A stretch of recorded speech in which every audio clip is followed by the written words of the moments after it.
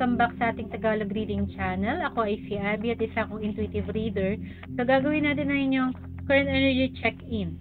Current energy check-in for the month of May.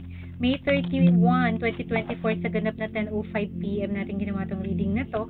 Current energy check-in for the whole month of May on to the next 3 to 6 months to, Cancer, okay? Remember na ito isang collective reading at maaaring mag-resonate to sa certain collective, and if it doesn't resonate, I will tap into your energy next time, Cancer. Sa mga new viewers natin, welcome po sa ating Tagalog Reading Channel. Sa mga current subscribers, maraming salamat sa pag-subscribe na inyong monthly Tagalog Reading. So, i-shuffle ko lang muna ulit yung mga cards in front of the camera, Cancer. And I'll see you guys in a few seconds. Okay?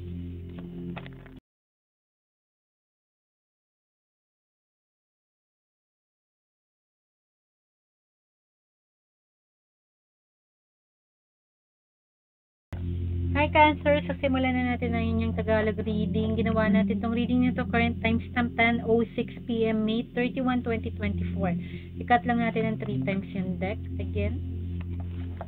Tulad ng ginawa natin sa ibang mga readings. Alright, are you ready, Cancer? At position 1, loving energy. Okay? At position 2, love. At position 3, dreamer. Position 4,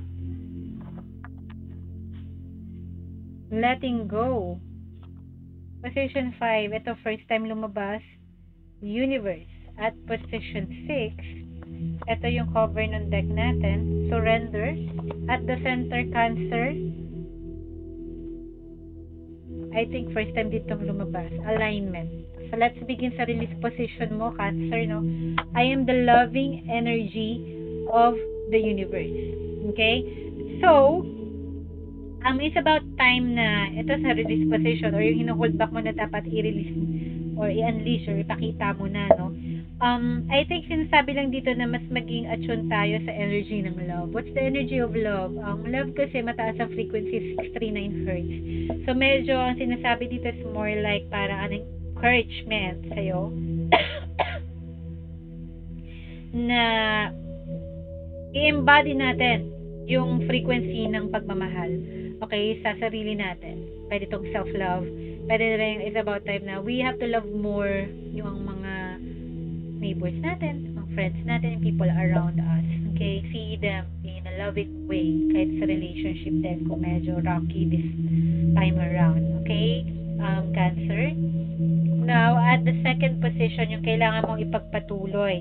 Ang sabi naman dito, I choose to learn through love. So, yung first position and second position mo, it's about love. Kung kailangan mo ipagpatuloy, maaaring attune ka na. Nandun ka na sa loving energy ng universe. Okay? Kailangan in alignment ka sa universe. Yan ang sinasabi dito. Or sa yung creator. Okay? Yung what's within you. Kailangan nandun yung parang vibration. Sabi nga ni Tesla, everything is just about vibration, frequency, and energy.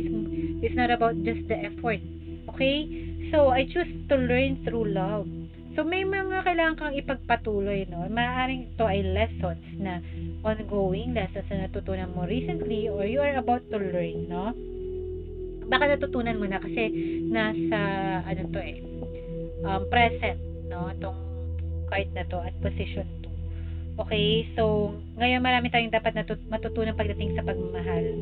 Maaari na medyo nahirapan tayong magmahal or medyo ngayon na kumikip up na tayo sa loving energy around us. Mas nagiging mas mapagmahal tayo, compassionate and kind sa mga tao sa paligid natin compared to us before, no?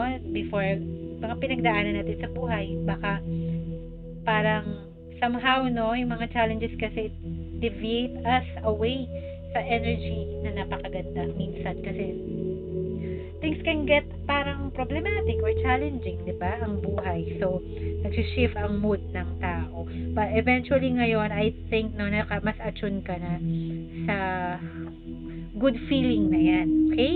At position 3, yung manifestation, I am the dreamer of my dreams. So, sinasabi lang dito, sa manifestation mo, yung mga dreams mo na yan, ikaw lang ang maaaring makapag-manifest niyan.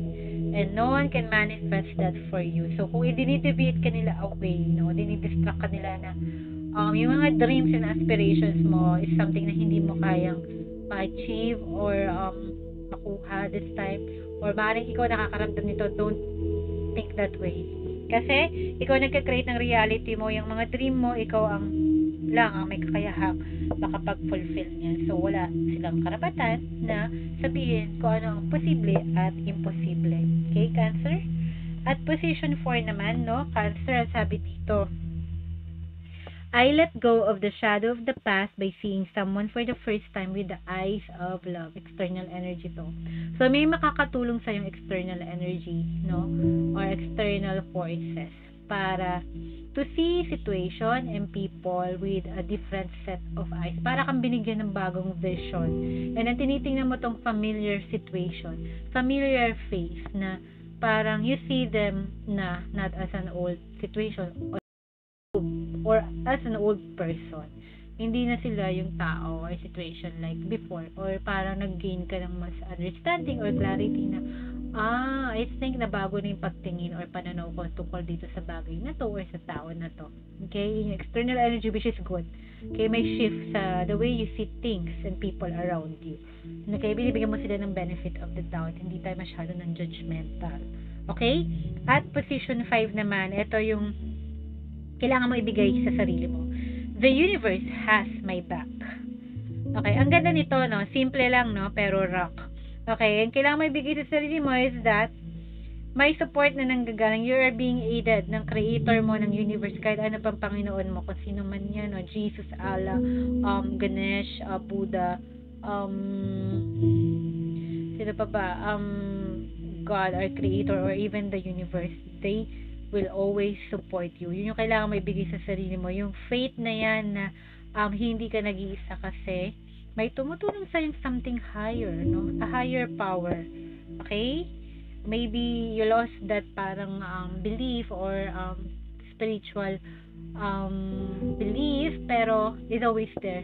Okay? It's just a reminder para sa'yo, Cancer. Okay? Not to give up on that faith that you once had or you have. Okay? Ito yung kailangan mo kasi ibigay sa sarili mo eh. So, maaaring nawala at some point, di ba? At position 6 sa new beginning mo, when I think I have surrendered, I surrender more. So, wag tayong matakot na mag-detach para pumasok tayo sa mga bagong simula. Kung kinakailangan natin i-give up in something, an old situation or cycle, no? Para makapagsimulang muli. Okay? Wag daw tayong matakot. So, when I think I have surrendered, nag-let go na tayo, let's surrender more. Kasi sabi na, fully let go. Para makakaroon ka ng mga new beginnings that hindi mo na idadrag yung mga bagay na kailangan mong isuko or bitawan muna. Temporarily or forever. Okay? And then, at the center, Cancer, no? Ang maganda dito, ito yung lessons na dapat mong matutunan or recently natutunan mo, okay? When I am in alignment with the love of the universe. So, nandito yung love at nandito ang universe. I choose to learn through love. And yun yung third position mo, no? Yung kailangan mong pagpatuloy. Learn through love. Love will help you learn something. Yun ang sinasabi doon, true love. Love parang love for animals, di ba? Compassion yan. Love for other people.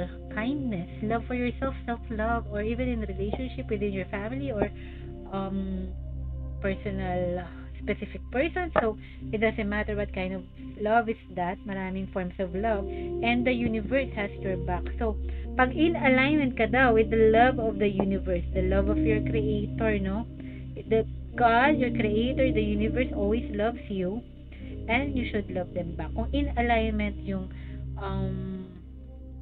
the way you see things, the way you appreciate things, no, the way your creator appreciate it as well, no, kung parehas yung ganong klase ng way of living, no, peace cannot be disrupted. You will be at peace.